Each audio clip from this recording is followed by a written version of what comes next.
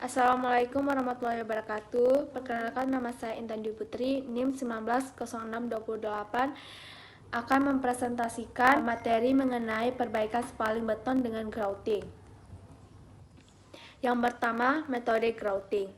Grouting adalah salah satu proses sementasi untuk meningkatkan stabilitas pada bangunan dan tanah atau batuan. Teknik grouting dilakukan dengan cara menginjeksikan bahan grouting atau semen ke dalam lubang hasil mesin bor atau retakan suatu konstruksi atau tanah atau batuan yang tidak stabil. Dengan begitu, pori-pori konstruksi atau tanah atau batuan akan terisi dengan bahan grouting. Jenis-jenis grouting yaitu: yang pertama, sementasi penembusan. Yang kedua, sementasi pemadatan. Yang ketiga, sementasi rekahan.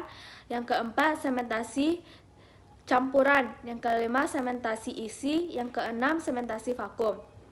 Sementasi penembusan yaitu pengisian retakan, rekahan atau kerusakan pada batuan dan rongga pada sistem pori-pori tanah dengan tanpa merubah formasi seperti konfigurasi maupun volume rongga. Grouting jenis ini dapat meningkatkan kohensi tanah. Sementasi pemadatan yaitu mekanisme perbaikan tanah yang dilakukan dengan cara menginjeksikan material grouting sangat kaku pada teknik tinggi ke dalam tanah. Sementasi rekahan yaitu sementasi rekahan dilakukan pada rekahan hidrolik yang terdapat pada tanah dengan fluida, substansi atau material grouting slurry. Grouting ini bertujuan untuk menghasilkan hubungan antar lensa grouting dan memberikan penguatan kembali.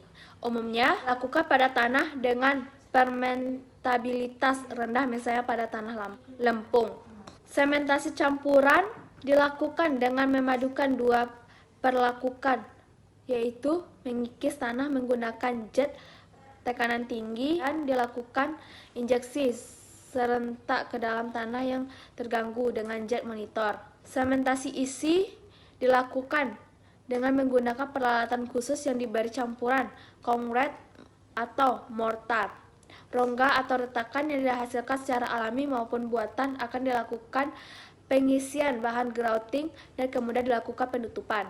Sementasi vakum adalah teknik sementasi dengan cara menyedot material grouting untuk masuk ke dalam bagian yang mengalami kerusakan. Sebelumnya, kerusakan tersebut harus diisolasi dari tekanan barometrik terlebih dahulu, sehingga dengan kondisi yang vakum, material grouting akan tersedot dengan aman dan lancar. Selanjutnya, perbaikan spaling beton dengan grouting. Pekerjaan perbaikan spaling beton dengan metode grouting repair konkrit pada prinsipnya sama dengan tujuan untuk memperbaiki permukaan beton yang rusak agar kualitasnya baik kembali kepada kondisi semula. Spaling adalah bagian permukaan beton yang terlepas dalam bentuk kepingan atau bongkahan kecil. Volume tulangan yang terkorosi membesar menimbulkan tegangan tarik pada beton sekeliling tulangan. Jika tegangan ini melampaui kekuatan beton yang mengelilinginya, terjadilah spaling. Proses perbaikan struktur beton baik retak, pecah, keropos maupun reforming. Area kerja grouting. Yang pertama, area jembatan, area runway landasan pesawat, area beton bawah air atau laut, area pilar dermaga atau jetty, area tiang pancang beton, area slipways, area bendungan. Jenis-jenis material grouting. Pertama, polyethylene grouting merupakan jenis material yang digunakan untuk perbaikan bocor yang berbahan dasar polyethylene, dan material ini juga bisa digunakan untuk tekanan tinggi atau metode high pressure hingga mampu mengisi celah-celah. Cement grouting merupakan material yang berfungsi untuk mengisi celah-celah beton precast serta berfungsi untuk memperbaiki beton-beton yang gompal, keropos, dan rusak. Epoxy resin grouting merupakan material yang diperuntukkan untuk mengisi celah-celah kecil yang berbahan dasar epoxy resin. Material jenis epoxy resin memiliki sifat kositasis yang rendah dengan daya rekat yang kuat. Gunaan material grouting. Pengisian celah beton, misal dudukan bearing jembatan, menutup lubang coring, mengisi celah dudukan mesin dan lainnya. Sebagian mikro concrete repair untuk memperbaiki beton yang mengalami keropos, pecah, dan perbaikan lainnya.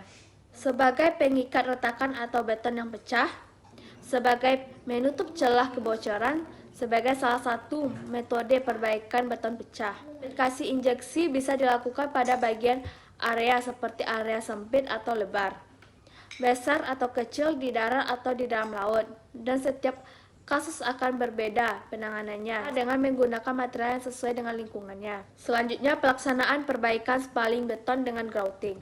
Metode pelaksanaan perbaikan. Pekerjaan ini dimaksud untuk mengetahui luasan dan volume spaling atau rompal konkret yang akan dikerjakan, sehingga mempermudah perhitungan volume material yang digunakan. Permukaan spaling yang akan diperbaiki atau di-grouting dibersihkan dengan power tools atau sikat kawat. Pastikan bahwa tidak ada kotoran, debu, dan cairan kimia yang masih melekat pada permukaan tulang dan konkret yang akan diperbaiki. Yakinkan bahwa seluruh area spading rompal yang akan diperbaiki terlihat dan jelas dan dapat diperiksa dengan baik, dan dipastikan permukaan beton bebas kontaminasi chloride dengan uji indikator cairan kimia phenolethylene. Yang kedua, pemeriksaan pekerjaan persiapan. Pastikan bahwa permukaan beton yang dispaling atau rompal telah di-fiping sampai mencapai ke dalam 30-50 mm atau sampai dengan tulangan beton dapat dikerjakan dengan bentuk dan konfigurasi chipping yang benar. Dan dipastikan permukaan yang akan di-repair bebas kotoran, debu, dan minyak. Pastikan bahwa tulangan beton yang rusak telah diganti dan disambung dengan benar, serta telah dilapis dengan anti korosi, dan jarak tulangan beton dengan formwork besar dari 30 mm.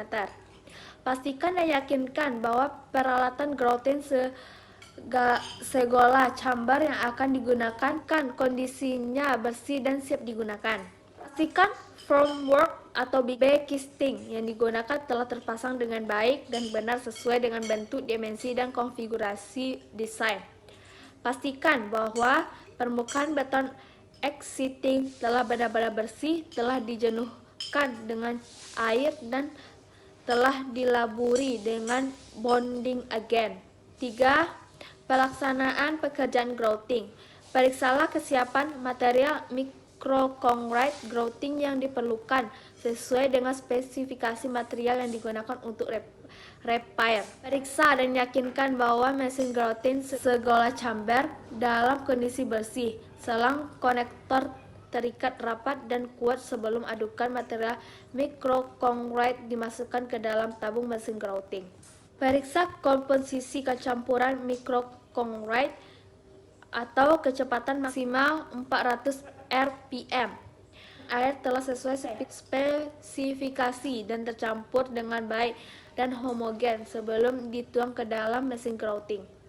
Periksa dan yakinkan bahwa tekanan air pressure atau dari air kompresor yang dihubungkan dengan tubing ke tabung mesin grouting segala telah siap untuk dilakukan grouting ke lokasi yang akan diperbaiki.